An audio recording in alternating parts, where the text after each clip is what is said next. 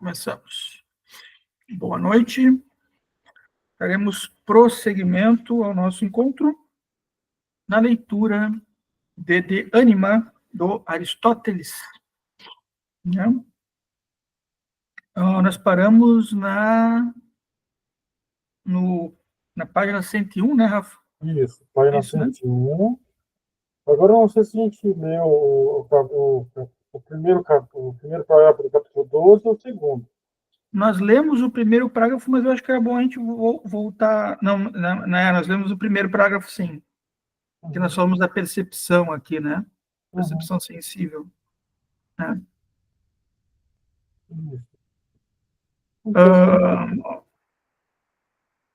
Podemos ir para o segundo, né? Perfeito.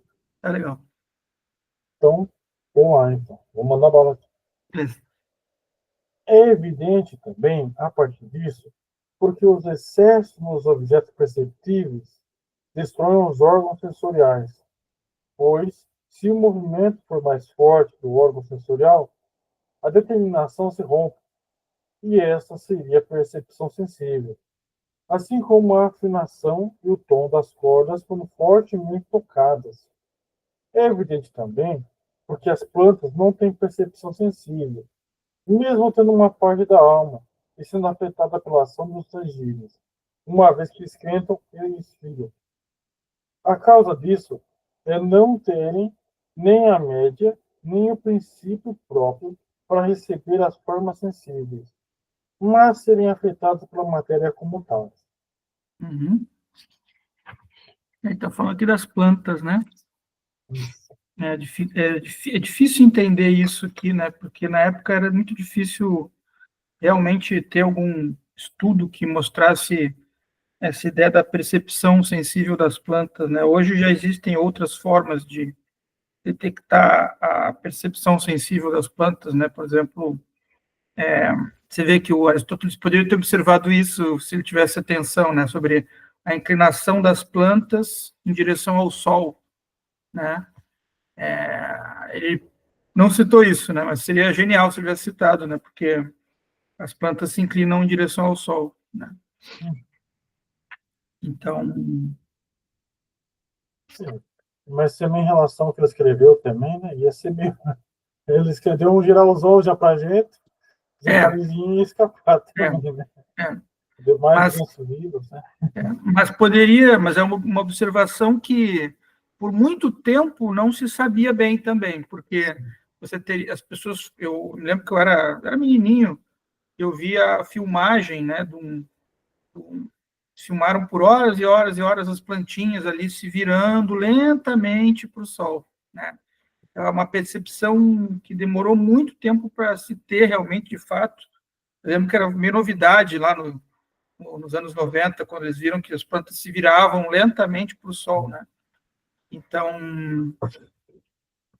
realmente é uma coisa que demandaria muito mais tempo de observação para Aristóteles, né? Dentro do rol de outras coisas que ele estava observando, não teria, né?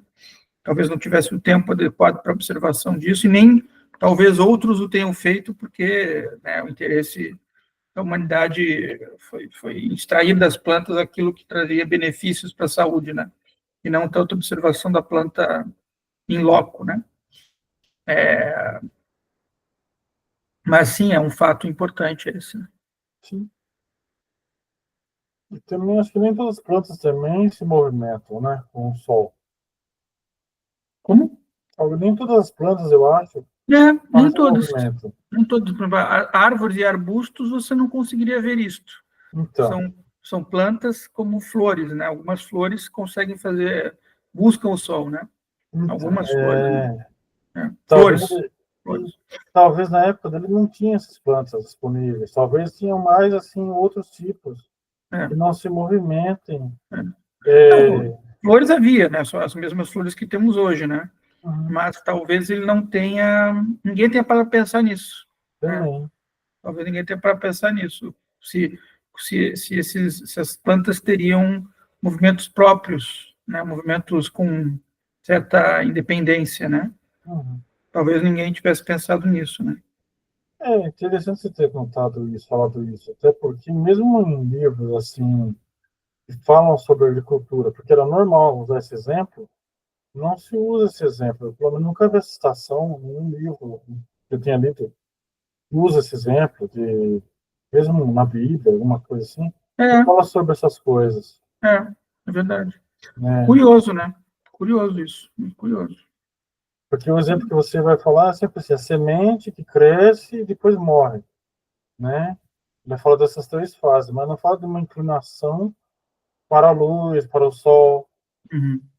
Hoje se sabe, né? Se observou muito plantas aquáticas, por exemplo, que se viu que, dependendo do nutriente que se encontra na água, a planta modifica o seu aspecto. Ela modifica-se fisicamente sendo a mesma planta. Ela modifica, né? Por depender dos nutrientes da água. Né? Então, eles fizeram uma observação com uma plantinha, que era tipo aquela plantinha. Aqui no sul chama-se de água-pé, não sei como é que vocês chamam o resto aí nos outros estados do Brasil, que é tipo uma plantinha que é parente da Vitória Régia, né? Ela fica ali na água, ela tem umas raizinhas pretinhas assim, e ela fica na água assim, e tem fluorescência, tem uma flor, né? E eles fizeram um estudo e viram que tem plantas que ficam maiores e menores em decorrência de nutrientes e também da quantidade de solo, que algumas ficam mais próximas ou mais distantes, né? Então, elas mudam de tamanho também, né? Elas podem ter raízes mais profundas para chegar nos nutrientes que estão no solo, ou raízes menos profundas, né? Dependendo da quantidade de nutrientes que elas têm na água, né? Então, isso também se viu, bom, movimento que gera uma adaptabilidade ao tamanho da planta, né? E, portanto, a forma da planta, né? Então, isso também é interessantíssimo você ver, né? E há certos seres que hoje já se viu, por exemplo, união de algas com bactérias. Se viu também, e seres híbridos, que antigamente não se podia imaginar que existissem esses seres, hoje se viu, os cientistas mostraram que há uma nova forma de vida que se tornou híbrida entre bactérias e cianobactérias, que eles chamam, né? Bactérias aquáticas e fungos, né? Então, que é uma coisa completamente revolucionária no sentido do entendimento de vida, né? Porque se via o fungo como um reino separado do reino animalia, né? E agora vimos que é possível ter uma fusão disso. Né? Também é algo que marca um pouco as transformações da vida, né? Sim, As transformações da vida. com certeza. Vamos mais um Vamos lá, aqui. vamos mais. Já tá andando no livro 3, vamos entrar no livro 3 agora, hein? Vamos lá. Olha que E legal. esse é fascinante, hein? Esse aqui é muito rico. Muito, muito, muito rico esse livro aqui, o livro 3. Né? Bom, Vamos entrar nele. vamos no último capítulo aqui, no último Isso. parágrafo aqui. Alguém poderia levantar a questão de ser o incapaz de perceber o odor é afetado de alguma maneira pelo odor. E o incapaz de ver pela cor e da mesma maneira dos outros casos. Contudo, se o odorífero é o odor, caso ele produza algo, produzirá a olfação.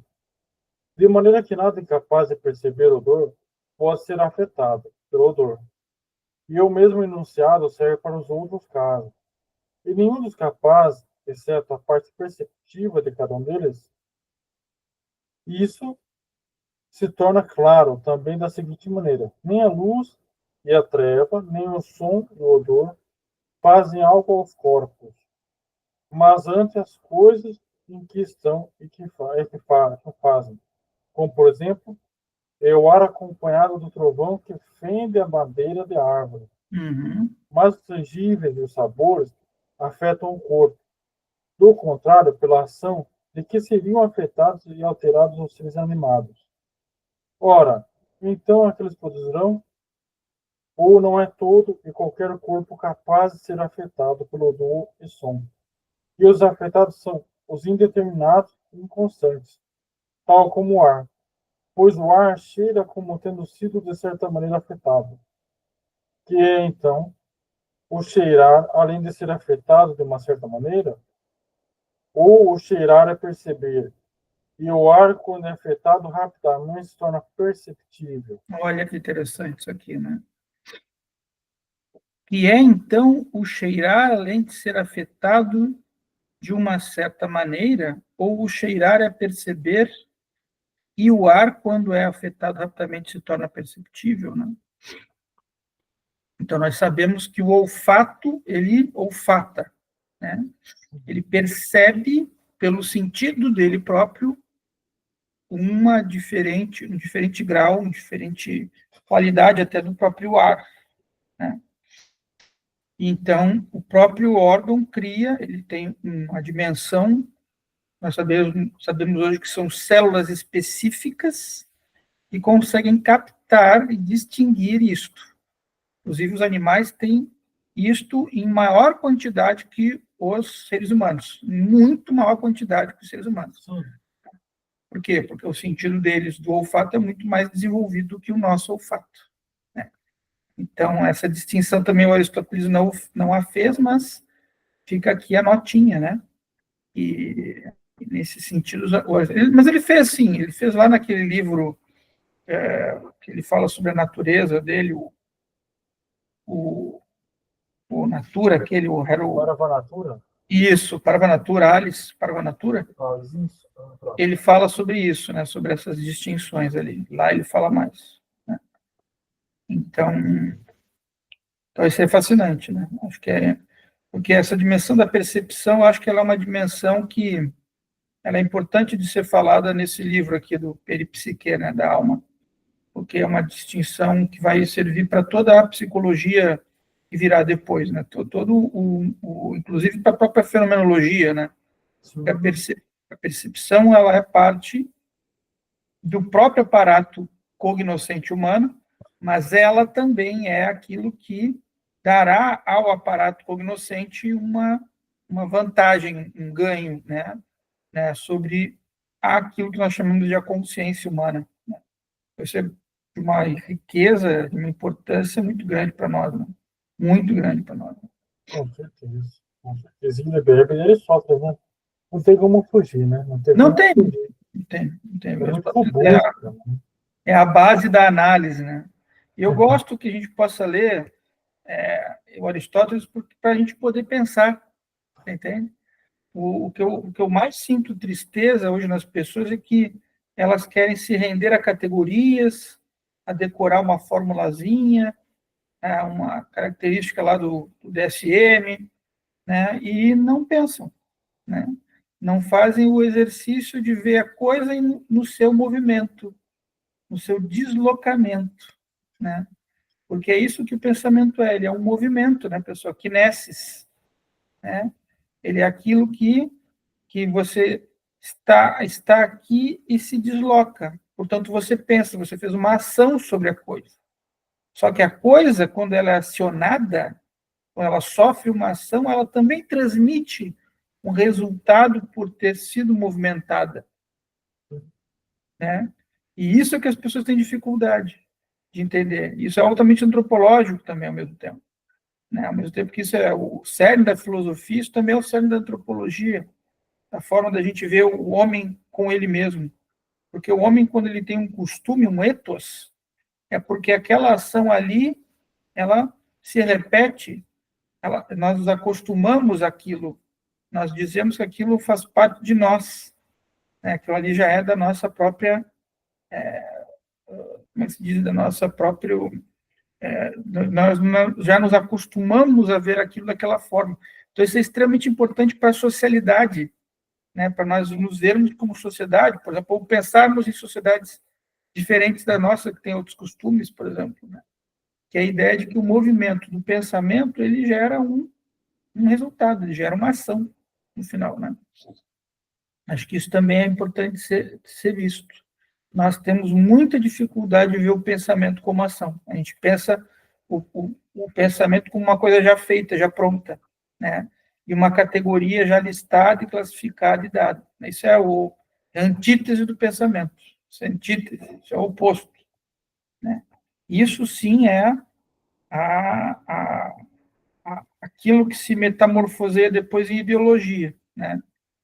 Quando você pensa que ao você seguir a ideologia, você está pensando, não, você só está entrando numa classificação específica do pensar, né, que algumas pessoas fazem, algumas pessoas creem, né, e se acostumaram a fazê-lo, mas não pensar, mas vocês que acolhem aquilo não pensam mais. Você acolheu aquela ideologia, você vê ela como uma verdade, né? Então, você continuar pensando é o que é o importante. Por isso que o ser, por Aristóteles, ele é cético quanto ao ser. Ele existe. Você está aqui com ele, você está diante dele, né? Mas a garantia de que você sabe o que ele é, que é o ponto de ceticismo, né? Sim. Porque você pode ter características que se assemelhem ao ser e não é o ser, Sim. né? Então, o fato do nosso cérebro entrar nesse engodo é que a gente precisa pensar. E isso eu acho que é o importante desse grupo aqui, a gente poder Eu acho, pensar. eu acho importante falar dessa coisa de ceticismo, porque não é um ceticismo tóxico, é um ceticismo positivo, não é uma coisa assim, vamos duvidar de tudo, não. Há uma base, mas a gente entende que há uma necessidade de ir mais a fundo também. Mas não é que a gente está negando tudo que está tudo chamamos tudo numa incógnita. Não. É uma coisa mais assim equilibrada, é uma coisa mais, não é um ceticismo meio que moderna, podemos dizer assim, que tem que duvidar de tudo, tudo tem que ser duvidado. Não é também para o extremo também. É uma coisa mais assim, aquela coisa de o que diferencia o remédio do veneno é a dose. Muita gente faz isso de um veneno. E aí cai num monte de problemas que não consegue mais sair. Sim, Existem exatamente. certos pontos que você não vai duvidar. Exatamente. Mesmo Sócrates não faz isso, nem Platão, nem Sócrates. E hoje é uma coisa muito. Vamos duvidar tudo, vamos destruir tudo e ver o que acontece, né? É. Mas não dá muito certo. Eu diria que a questão é assim: você precisa entender o princípio, Sim, né? Tendo o princípio inteligibilidade, você pode começar a questionar agora as condições do princípio. sim, Quais são as condições que fizeram esse princípio estar aqui? Eu acabei de trazer o ser.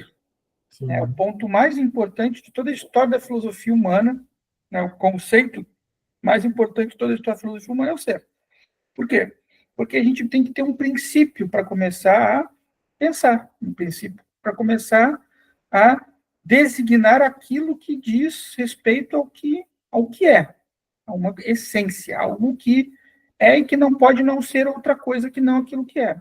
Então, com isso, Aristóteles começou a pensar, mas deve haver algo que faz aquilo ser, né? Por quê? Porque as coisas não nascem prontas. Deve ter algo que faça aquilo ser e que se diferencie de outra, Uhum. né? Aí que ele viu que, opa, existe uma quantidade de energia que é diferente, existe um movimento dessa energia que é diferente, né? Existe um movimento próprio de cada coisa para que você possa ter relação entre elas, né? Sim, Depois isso se verificará na ideia de dialética, que as pessoas muitas vezes entendem erroneamente, vem a dialética como conflito, né? Como disputa, né? E esquecem que a dialética é um método científico de você colocar questionamentos mais profundos sobre a coisa, portanto, ela é diferente da retórica e, por sua vez, é diferente da lógica, né, dos princípios da lógica, uhum. né? Então, você colocar a coisa numa possibilidade dialética, você está dizendo, olha, eu estou me aprofundando numa ciência específica, estou me aprofundando sobre ela, estou usando e criando, às vezes, até um método específico para ela, né? Você Sim, vê como Aristóteles ele foi corajoso, ele não propôs métodos específicos para as coisas, ele foi observando, mas ele, ao mesmo tempo, propôs métodos específicos. A poética é diferente da ética, né? sim, Muito diferente. Né? A poética é completamente diferente do de ânima, né? Então, ao mesmo tempo, ele entende que as coisas têm que ser observadas de formas diferentes, não podem ser observadas da mesma forma, porque as consequências e a realidade em que elas se colocam é completamente diferente, sim, né? A realidade da poesia, né, não é você ter aquilo de forma totalmente, totalmente solapada na realidade. Não, é você poder de uma forma cética, né? Sim. Deixar os seus juízos de realidade um pouco de lado, para você poder entender um processo ficcional, quer dizer, um processo que precisa ter verossimilhança, precisa ser próximo a nós, mas que naquilo ali vai recriar a nossa sensação do que nós somos, né? Vai mostrar para nós uma sensação de nós mesmos que nós podemos ter perdido ou esquecido, né? Uma sensação que se perdeu.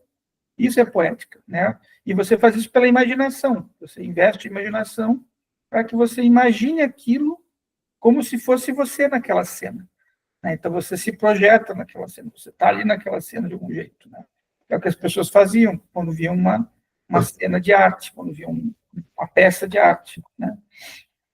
Então isso é de uma extrema importância e de uma elegância de pensamento também, porque é o cara que está teorizando um negócio extremamente complexo que é a poética, né? Que é o fato dos seres humanos fazerem arte, né? Então, e que foi muito subestimado na história humana. A poética ainda é subestimada na história humana, pessoal. Bastante. Né? Bastante. Prefere-se a lógica do que a poética, para estudar em filosofia, por exemplo. Né? Só para citar um exemplo. E é interessante você ter falado da arte, porque a arte, ao mesmo tempo que ela não tem regra, mas ela também exige uma maturidade. Senão qualquer coisa vira arte. É verdade. É verdade. E hoje em dia eu acho que a arte, que é uma arte que exige uma certa maturidade, ela também se infantilizou de algum jeito. Ela também se abobalhou. Sim. Não é mais uma coisa robusta. Sim. Quando você pega aqueles textos antigos, assim, Uhum. não são antigos, né? Mas assim, de forma geral, tipo assim, igual quando a gente estava falando assim do Padre Antônio Vieira, a gente pega os sermões, é uma arte, Uma arte. Retórica. retórica, mas é uma arte Retórica. na sua extremidade, vai para o extremo do negócio. É. Só que para mim entender aquilo, eu também tenho que ir subir de nível, para entender, isso aqui é arte. E não falar, isso aqui é só mais uma pregaçãozinha, uma coisinha assim. Para mim conseguir colocar dentro daquelas categorias, mas também são categorias bem distintas, não são umas categorias inferiores, são uma categoria Sim. muito superior. Mas eu tenho que escalar isso também para chegar nesse ponto. Não é ele que tem que descer no meu nível, eu que tenho que escalar nesse nível e ser maduro em relação a esse tipo de texto. Exatamente. Exatamente. Exige coragem, né? Você tem que ter coragem para você poder ver isso, né? Eu lembro que você vê como esse assunto ele é forte, né? Numa entrevista do Ferreira Goulart surge esse assunto, exatamente este, né? Então o Ferreira Goulart estava questionando a Bienal, a qual ele acha que é, e eu concordo com ele, ruim. Os bienais de arte são ruins, né? Principalmente em São Paulo. Né? Ele vai dizer, olha, como é que pode uma pessoa chegar numa Bienal, pegar 2 toneladas de correntes de metal, colocar na exposição e dizer isso é arte? Né? Ele está questionando esse problema. E, olha, isso aqui não é arte. Primeiro porque, sim, você pode dizer que isso é arte, né? Mas não é arte porque você não está gerando nada com aquilo ali. Você não está gerando nem reflexão, nem sentimento com aquilo ali. Você não está fazendo as pessoas sentirem absolutamente nada com aqueles 2, né, toneladas de correntes de metal ali. Né? Então, nesse ponto, ele está sendo muito aristotélico, o Ferreira Goulart. Né? Ele volta ao Aristóteles, está trazendo de novo Aristóteles. Ele pode não saber que está fazendo isso, mas ele está fazendo. Né? Porque ele está dizendo, olha, a arte ela tem que ser um princípio que faça eu voltar a sentir as coisas, que faça eu ter que eu pense e sinta quem eu sou. Caso contrário, você está fazendo alguma coisa, um pastiche, está fazendo uma outra coisa que não é arte. Você pode estar dizendo que é, mas não é, porque o princípio deveria ser aquele lá. O princípio estético, o princípio da poética é esse. Trazer de novo aquilo que foi um perdido das nossas sensações, das nossas reflexões internas, íntimas. A arte ela tem que dialogar com uma parte da psicologia humana, sim. Ela tem que fazer isso. É quase uma obrigação o artista fazer isso, né? Porque ao fazer isso ele melhora a natureza humana, ele aperfeiçoa ela, né? Que é algo que o Aristóteles bate a tecla o tempo todo na poética, por exemplo. Né? Por exemplo. Então, mesmo Ferreira Goulart, que é um cara até afiliado ao comunismo, né? Ele foi muito esquerda, o Haroldo de Campos odiava ele, né? Porque ele via que o que ele estava fazendo era aqueles poemas de cordel, era tudo falso, porque ele nunca vivenciou o cordel, ele achava bonito o cordel, mas nunca vivenciou o cordel de verdade, né? Ele foi muito criticado pelo Haroldo de Campos por isso. Pô, isso aqui de concreto não tem nada. Você nunca vivenciou o cordel mesmo, né? Então, e é uma briga particular do movimento concretista, né? Mas que é importante pensar nisso, né? Porque depois o artista faz isso, né? O artista ele vai para uma linha, depois vai para outra, depois vai para outra, né? Ele costura, né? Ele vai costurando para entender o que é a experiência que ele tem dentro dele, né? Para poder passar a trabalhar essa experiência. Para ir com o trabalho tornar arte, né? Então, acho que o Ferro Goulart fez muito, muito isso na vida dele, né? Errou muito, sim, errou, né? Mas fez muito isso também, né? Muito. Né? Puxando o gancho, aproveitando, daqui a pouco já começa mais um capítulo aqui. Nós Sim, vamos ler sim. pelo menos isso, né? Sim. Essa questão que você falou de costurar, o artista costura. Você também já entra numa espécie de arte-terapia também. Uhum. O artista, quando ele começa a entender essas coisas, ele já cai no campo da filosofia e da arte como uma terapia, com um autoconhecimento, com uma maturidade também. Ele também já não quer se rebaixar mais.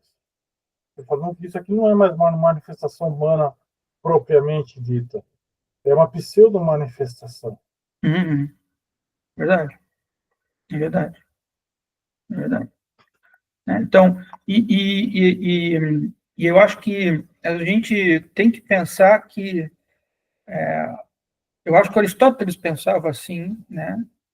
Olha, a arte ela acaba tornando-se terapêutica, assim, né?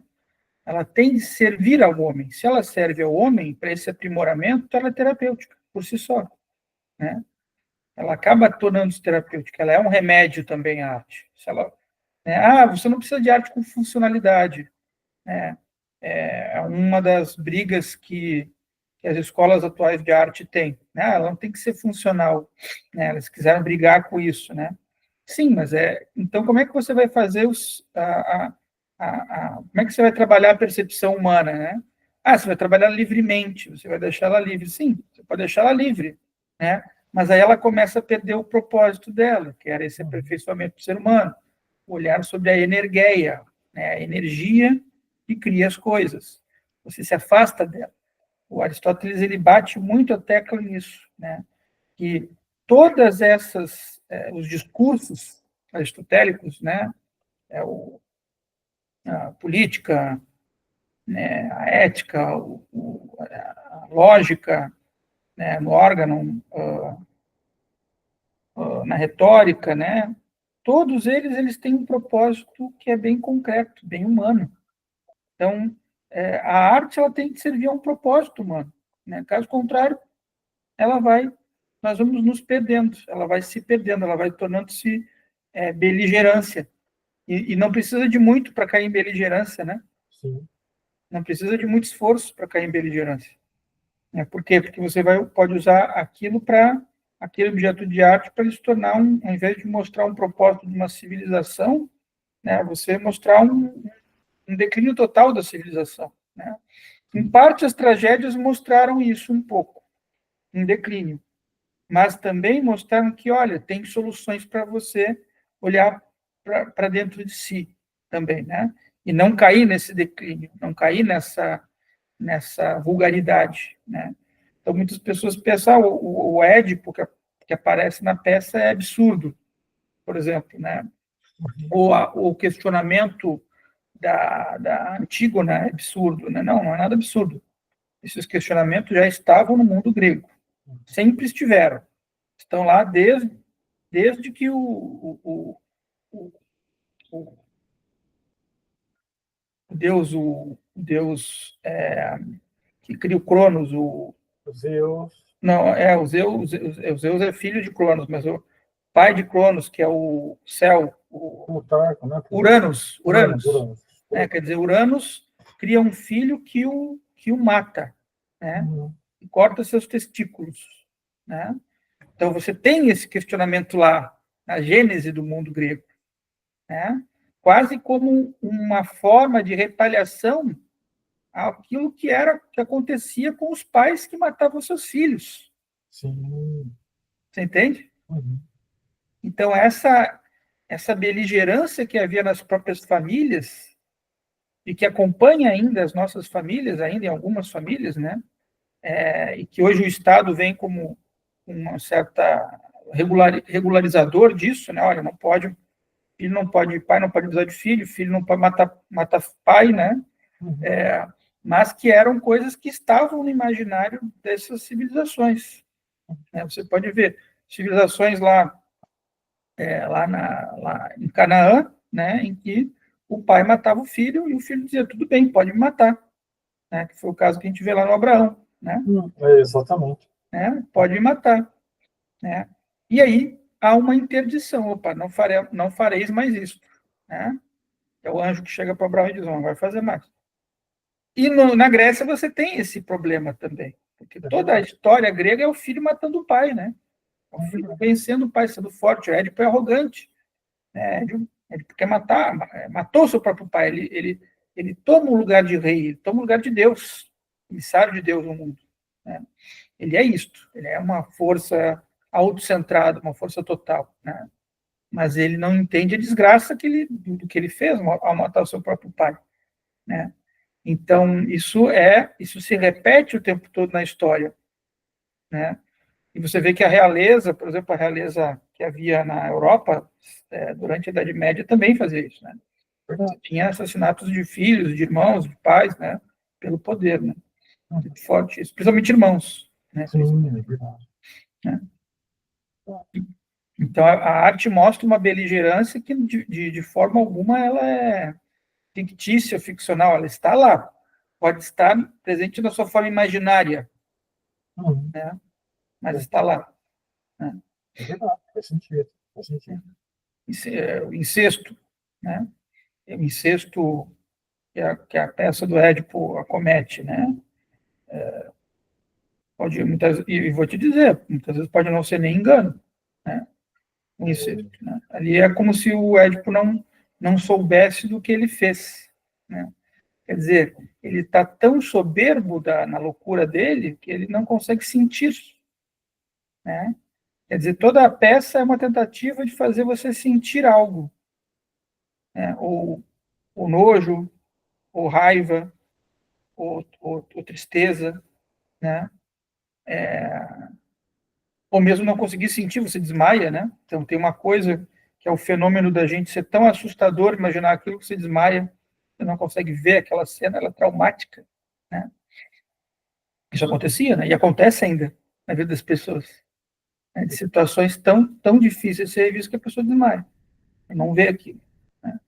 Ou triste que ela chore, mas a pessoa se envolve com aquilo que é da sua própria história, né? Então a arte tinha essa ideia, você olhará para aquilo e você vai se envolver com aquele teu sentimento, que é um sentimento muito, você pode estar deixando ele de lado na sua vida, né? E Então, tem um fator que você mencionou, você me lembrou agora, como é da natureza humana. É extremamente natural, porque nessa peça épica, quando Terésia chega para o próprio Édipo e fala, você que cometeu o problema, o que o Édipo fala? Sai daqui e vai para as masmorras. Nossa, isso é muito ser humano no seu auge da arrogância, do orgulho. exatamente. Mas lembra essa parte? É Lembro, fantástica. claro, lembro. Isso é um auge ali do drama, ali do... Ele, o Tiresias já sabe, você não vai entender. Tiresias fala, não... Ele fala, ó, eu não vou te falar, porque você vai me culpar, mas a culpa é sua. Não é culpa sua. Né? Tanto que ele diz, não falarei, ele fala, o Tiresias, não falarei. Ele exige que ele fale, exige que fales. Quem é o Exato. assassino? Ele diz, é você mesmo. Fantástico. Hein? E não mudou nada, não mudou nada, Não, nada, não nada. mudou nada, não mudou nada, não mudou nada. É, Mas é isso que eu acho que é interessante. Olha, tudo bem, não vai mudar, o ser humano é assim, tá? Mas, ao você se dispor a olhar, a sentir, a buscar isso, você vai começar a ver um lado humano seu que é de difícil acesso. é difícil na sua condição, na sua estrutura. Sim. Talvez muitos de nós, para sobrevivermos, a gente ficou um pouco duro, um pouco rígido, insensíveis, né? Mas você também vai ter tempo, pode ter tempo na vida, né, de tentar se sensibilizar, fazer esse esforço, vencer medos, né? Não se ver como um monstro, por exemplo, um assassino, né? Muita gente se assusta, se sente culpado de coisas que talvez não tenha feito jamais, né? Também existe isso, né? Assume uma culpa de uma coisa que nunca fez. Olha o medo dessas pessoas, né? Eu fazendo um paralelo, no grupo lá da psicanálise, a gente está lendo um texto do Freud chamado Lembranças Encobridoras. Uhum. Então, é exatamente isso que está falando. Tem pessoas que nem lembram, mas estão se culpando. Nunca aconteceu. É uma memória falsa. Uhum. Ou a pessoa esquece, porque é tão traumático, que, inclusive, voltando para o Édipo, como é o nome da mulher que ele casa, que é a mãe dele? A Jocasta. Jocasta. Quando ela descobre que ele é o filho dela, ela faz o quê? Ela se cega. Isso, ela se Ela cega. se cega. É. Ela pega uns alfinetes e se cega. Então a gente vê como os negócios estão tudo ligado. Está ligado também aqui no Abianima, porque é tudo da natureza humana. Isso. Isso também extrapola, por exemplo, para a área da ciência, como as pessoas falam de uma ciência só de laboratório. Só que isso está muito acima disso. Não dá para você provar isso empiricamente, mas só que isso também faz parte da natureza humana. É. Não, e é algo que o ser humano ele vai se debater, porque mesmo que ele não consiga provar, né, ele é algo humano, né? Essa parte da peça é muito bonita, porque na verdade ela não se cega, é o Édipo é que se cega, né? É verdade. Com os broches que estavam no manto de Jocasta. Isso, é. Só que nós não vemos isto. Ela vai para dentro do aposento real e ele a segue. Ele a segue, né? Então, existe uma ideia de que talvez ali, quando ela tira o broche, quando ela tira, o Édipo tira o broche, provavelmente ela tire o broche, né? Seja ela que tenha tirado, né? Édipo tenha visto a sua mãe pela primeira vez.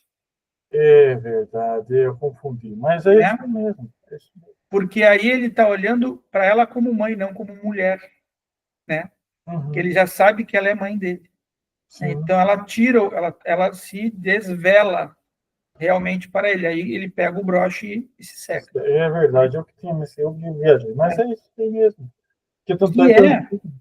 Que é um gesto que diz também: eu não tenho mais condições de ser rei. Ao Édipo fazer isso, ele abre a mão de ser rei, de ser líder do povo, né? Do povo grego, né? Do povo tebano. Né? Então é um gesto muito forte, esse gesto. Né? Ele tem uma coisa bem interessante. E, ao mesmo tempo, foi a forma final. Depois ela se suicida, né? A própria Jocasta se suicida. Isso. Né? E ele fica cego. Então, aí que reside a tragédia, né? Porque ele então é banido da cidade de Tebas, né? Banido, e vai para Colono, que era uma outra cidade que termina a trilogia tebana, né? Na verdade, começa a trilogia tebana, começa em Colono, né? Começa com essa peça de Édipo em Colono, na verdade. Exatamente. Nossa, a gente foi em progresso e tudo da natureza humana. Sim. Não tem como fugir. Depois tem aquela briga dos irmãos, né, dos filhos dele. Isso. Que briga. Isso. Antígona. Que é Antígona. Antígona aparece a briga dos irmãos pelo trono do Édipo. Pelo trono do Édipo. E ela é a única que fica do lado dele até o final também. Ela é a única que fica com ele. Né, que ela não. E eu acho que só para a gente, já que a gente está viajando bastante, já que a gente já foi para o Antígona, né? É engraçado porque daí é uma questão jurídica envolvida no Antígona, entre a lei natural e a lei dos homens. Exatamente. Né, de querer enterrar eu não lembro quem, eu acho que é o próprio Édipo, né? Que ela quer enterrar. E o tio não deixa, porque ele é traidor da pátria. Era aquele, o nome dele era falhou a memória agora, o nome desse tirano aí, que não quer que ela enterre, não é o Édipo, não quer que Não, enterre o irmão dela, né, o irmão de isso. Antígona, que era o tio dela, sim, era o tio, era o... Eu tô Faltou o nome procurando, dele agora, né, eu tô faltou o nome procurando dele. aqui. É. Eu vou lembrar, porque é um nome importante. Então, por Começa com C, Creonte, Creonte, Creonte. Creonte, exatamente, Creonte, né? Que também ele acaba tornando-se um déspota arrogante, né? Sim. Então você vê que o que os gregos estão falando é justamente uma situação real, né? Os déspotas, os reis se tornam déspotas arrogantes. Eles acham que eles têm uma força sobrenatural, uma Uhum. força que é maior que o domínio dos deuses, né? Do que as leis naturais, inclusive, né? Que é o questionamento de Antígona, né? E, Por- hum, Então, eu estou vendo aqui porque tem a briga da Antígona entre os irmãos, né, Eteócles e Polinices. Polinices, isso. Polinices. É o Polinices que ela quer enterrar, exatamente. Isso. Isso. Mas ele é considerado um traidor pelo Creonte, porque ele lutou contra Tebas. Uhum, E os isso. dois morrem juntos, né? Isso que é o mais louco dele. Essa peça é tão maluca que ele mata os dois irmãos. Ele mata os dois irmãos. Pra... E um não é enterrado, um não pode ser. E ela e a Antígona fala, não, mas as leis dos deuses são mais importantes que as suas. E aí volta naquela primeira coisa do Édipo também. Gente, tem uma coisa melhor que isso. Parem de ser... É, Tá desvelando as coisas, né? é, é. E isso é muito legal, porque a dimensão jurídica inicial vai depois mostrando-se uma dimensão psicológica profunda também da Sim, peça, né? Que com é a certeza. forma como ela vai se entregando, né, a Antígona, né? Então, tem uma frase lá, não vim para trazer ódios, mas só para trazer amor. Né? Então, tudo Uhum. que ela queria, na verdade, era o amor para pacificar o Tebas, né? Sim. Então, é uma história extraordinária. É considerada por Aristóteles a tragédia mais perfeita das tragédias já escritas. Né? Aristóteles, assim, a considerava. Então, esse caldo, pessoal, que vocês vão ver aí nesse vídeo, espero que vocês vejam esse vídeo com carinho, né? É para que vocês entenderem um pouco o pensamento de Aristóteles nos seus diferentes níveis. E que aqui a gente não explorou nenhum oitavo, nenhuma milésima parte, né, dele, porque ele é muito, tem sempre o que falar sobre o ser humano, né, sempre tem o que falar. Como o ser humano é um ser que está sempre pensando, né, sobre a sua atuação no mundo e na relação com os homens, né, é sempre interessante pensarmos o ser humano, sempre interessante.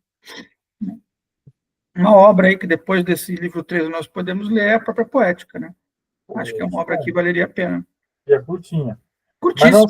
Mas não se engane, é curtinha, mas tem um universo ali dentro. E é isso que eu acho que é legal. Eu acho que é um bom momento para a gente ler essa obra aí, a Poética. Vamos tentar, tá no livro 3, que é o Isso. último aqui. Falta pouco. O livro 3 é relativamente curto, eu acho, né? Deixa eu Vou ver ver. quantas páginas tem o livro 3. Olha, não. É meio longuinho, assim. Acha longo ele? Não, não Da 103 até a 131. Quer 131? dizer, tem É 20, verdade. 28 páginas. Não é muito longo, não. Não, não é muito longo. 28 páginas é curtinho. É curtinho. Mais curtinho do que os outros aqui. Verdade. É Os que outros. nem, como esse é o melhor, acho que ficou o melhor por último, né? Esse que Ficou vai dar mais melhor por trabalho. último. Ficou melhor. E tem relação com a poética também. Essa questão da Fechou. percepção humana tem relação com a poética, pessoal. Tem relação. Eu quero ler. Eu quero ler. Por mim, como só tá eu aqui, estamos na democracia, só tá nós dois acertou, já era. Já era, é nós, vamos ler. Beleza, beleza. Eu acho uma boa, sim, acho uma boa. É um texto mais refrescante que o De Anima. O De Anima ele é um pouco mais biológico, naturalista, né? Eu gosto, particularmente muito, mas eu acho que a poética é mais refrescante. Ela refresca um Vamos, pouco. Vamos sim, eu acho E importante. foi a última obra de Aristóteles a ser lida pelo Ocidente, né? É a última obra. É a obra mais tardia a ser lida no Ocidente. Porque, apesar de ela ter sido traduzida pelo William de Meuerbeck em 1279, eu acho, né? William de Meuerbeck. Cadê aqui? 1278, pelo William de Meuerbeck, ela só recebeu notas explicativas, não vão acreditar quando, pessoal. Ela só recebeu notas explicativas em 1500 e... Caramba, cadê aqui? Eu anotei e não estou encontrando. 1500 e...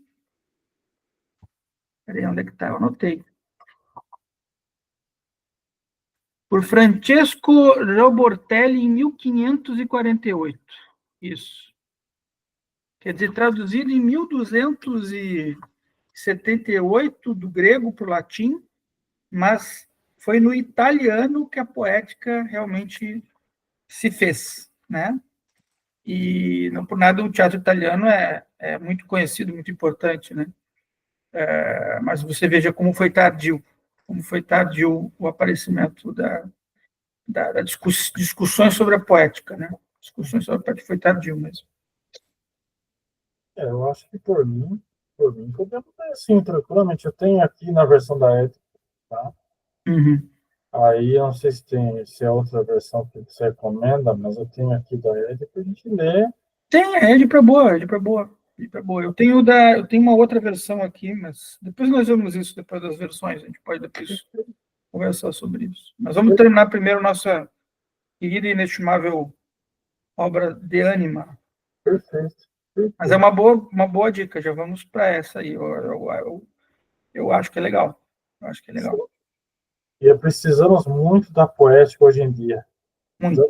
É muito duro, muito duro, muito Vai nos fazer bem ler a poética. Vai nos fazer bem. Certo. Então, ficamos por aqui esta noite. Vamos para o derradeiro capítulo semana que vem. Semana que vem eu não poderei. A gente vai... Semana que vem eu não poderei, eu vou ter uma outra palestra que ficou para esse horário aqui, lá no FMG. Né? Eu já falei aqui um pouquinho, mas vai ser às 19 horas no FMG, né? Isso. Eu vou falar também. Oba, apareça lá. Tá, me inscrevi lá no sua palestra. Vamos assistir sobre Martin Buber. Isso, Martin Buber. Vai ser bem legal. Vai ser bem legal. Vamos sim. Rafa, forte abraço. Fique bem. Forte abraço. Obrigado. Tchau, tchau.